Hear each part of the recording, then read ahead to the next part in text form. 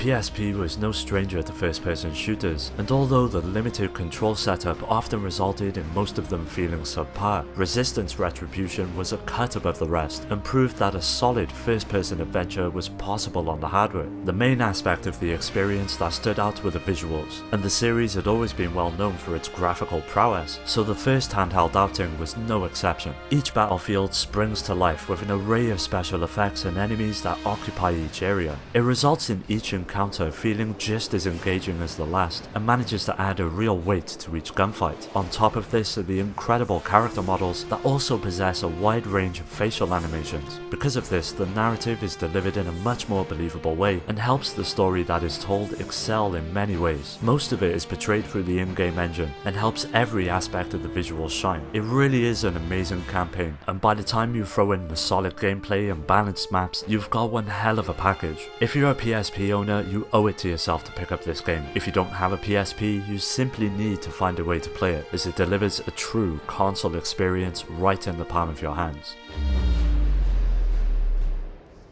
The Kingdom Hearts series has always been a bit of a looker. Ever since its first iteration on the PS2, Square and Disney's lovable mashup has always impressed. The PSP outing carries on this tradition and presents one of the best entries in the franchise that can be enjoyed right in the palm of your hands. It takes on a sort of cartoonish aesthetic that lends the adventure a truly playful nature and helps the visual aspect of the experience shine. Much like the other games, you'll find yourself visiting a whole range of worlds that are all inspired by Disney's backlog, with each and every one of them bursting to life on the handheld screen. And although just looking at it running is impressive enough, actually playing is even better. Each attack and ability are presented in style and add a real weight to each encounter. And as fans of the series will know, Kingdom Hearts is incredibly story heavy, and Birth by Sleep does not skirt this aspect of the games. A slew of cutscenes are present and all play out in truly cinematic fashion, and that's just the in-game cutscenes. Once you add in a range of FMV sequences as well, what you have is one of the most cinematic adventures available on the PSP.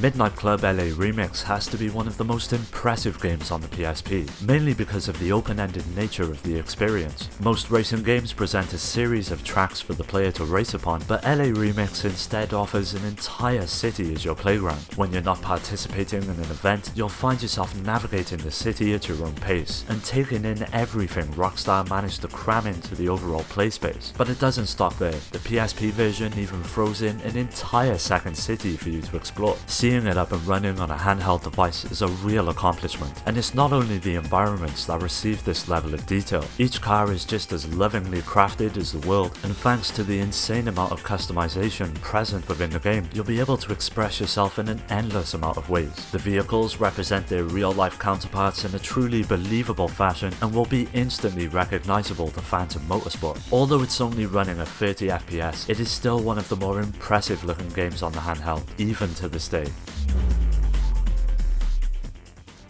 The Metal Gear Solid series has always been at the front of visual design, and although Peace Walker is running on portable hardware, it still manages to create one of the most detailed and impressive experiences in the franchise. The events of the game see you visiting a wide range of locations, from the dense jungles of Costa Rica to the dusty deserts and underground bases located there as well. Each of them not only impress from a gameplay perspective by providing new and interesting ways to interact with enemies, but from a visual standpoint as well. Like past entries, most of the story is told through cutscenes, and although the main style has changed to a somewhat comic book approach instead, there are some that use the in-game engine, and they look absolutely incredible on the handheld device. The level of detail present in each of the characters are sometimes on par with games you would see on a home console, and go a long way in proving how capable the PSP was when in the hands of the right developers. During gameplay, everything plays out in a smooth and fluid fashion, with each of the animations bringing life to the on-screen action. From impressive explosions to enemy mechs that fill the entire screen, seeing it all running in the palm of your hands was incredible back in the day, and still manages to impress now. Much like the games that came before it, Peace Walker carried on the quality you would expect from the series, and fully excelled at what it set out to do. As many of you already know, I'm a huge fan of the Ridge Racer series, and the second release on the PSP has to be my favourite out of the entire franchise. Right back to the originals on the PS1, the series has always been a bit of a looker. It is an absolute technical marvel on the PSP. It presents itself in a solid 60 frames per second, with each of the cars possessing a generous amount of detail that really helps the on-screen racing burst to life. As with most games in the series, a ton of different locations to race are included, with each of them having their own identity, which is implemented masterfully, from the sun-drenched skies of an evening sunset to the neon accents in the city at night. It's enough to take your breath away. Ridge Racer 2 looks like it definitely was punching above the PSP's graphical weight. It all comes together and results in one of the best looking racing games the handheld has to offer, and to have the game looking as stunning as it does, it's a remarkable achievement on the original hardware. The Tekken series has always been a huge part of the PlayStation brand. It kept pushing the boundaries of what is possible within the 3D fighting genre, and the fifth outing was no exception to this rule. Quite like previous entries in the series, the character models are front and center and possess a level of detail unlike any other handheld fighter. Each of them are lovingly designed and presented, which only complements the beautiful way in which they are animated. Carrying out moves and special attacks during each encounter feels excellently smooth and lends a real sense of realism to each fight. The lighting and particle effects are a cut above the rest, as well as a few environmental touches such as wind and weather effects that all react with what's going on during the fight. Seeing it play out on the handheld device was a real sight to behold back in the day, and it still manages to impress even now. If there's one area that needs special note, it has to be the arenas. The sheer diversity of them is outstanding, and with several interactive elements as well, they are some of the most impressive to ever come out of the series. If you're at all a fan of the franchise, Tekken 5 is a good option when it comes to looking for a solid handheld fighter. The PSP was no stranger to quality action RPGs, and the Final Fantasy VII spin-off Crisis Core represents the best of the bunch. From a visual standpoint, the series has always been on the cutting edge and constantly pushed what is possible on the hardware, and Crisis Core does not disappoint. The first thing many players will notice is the quality of the in-game character models, which at times can look on par with some of Square's work on home consoles. Matching this to the diverse environments you'll be visiting throughout the course of the adventure, from the slums of Midgard to the open fields of the countryside, Crisis Core constantly throws around its graphical might and style, and this is truly apparent once in battle. As with most games in the series, you have a ton of abilities at your disposal, and each of them are meticulously animated and carried out. The action screams to life on the handheld screen, with every flame and swing of your sword adding to the intense nature of each encounter. On top of all this, in true Final Fantasy fashion, the experience is littered with several FMV sequences that are absolutely stunning. Much like the animated movie Advent Children, each story beat is depicted in a glorious way and does nothing but add to the overall quality of the game. If you still haven't got around to playing this one for yourself, I highly recommend that you do.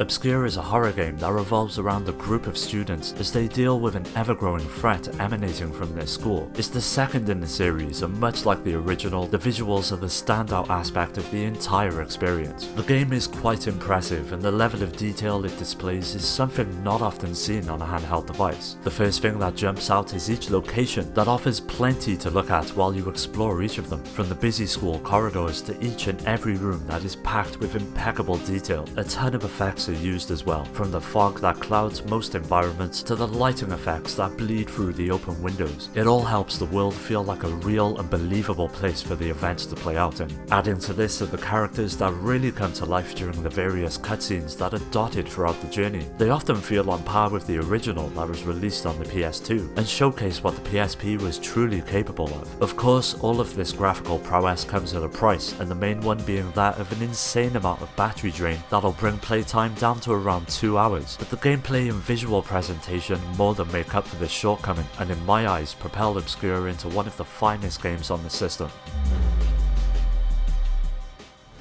As much as I would have preferred a more traditional continuation of the Parasite Eve series, there is no denying that from a visual perspective, the third birthday is an impressive feat on the PSP. The first aspect that will strike many is the sheer scope and level of detail present throughout the adventure. Instead of the pre-rendered backgrounds of old, the game is now presented in full 3D, and although it loses a lot of the charm that made the original so great, it does carve out its own path. One aspect that impresses the most are the intricately detailed environments. They depict a decaying city that has been overrun by otherworldly monsters and helps portray the events of the story in a much more believable manner. Adding to this are the character models that bring life not only to the script, but each and every situation you find yourself presented with, as well as the diverse set of enemies that at times tower over the player and make for some of the game's most engaging set pieces. The pulsing gunplay adds another dimension to the gameplay and looks absolutely sublime from a visual standpoint as you carve through each and every obstacle blocking your path. Naturally, much like their other games, Square included a whole range of FMV movies as well that helped flesh out the narrative and make the third birthday a truly cinematic experience.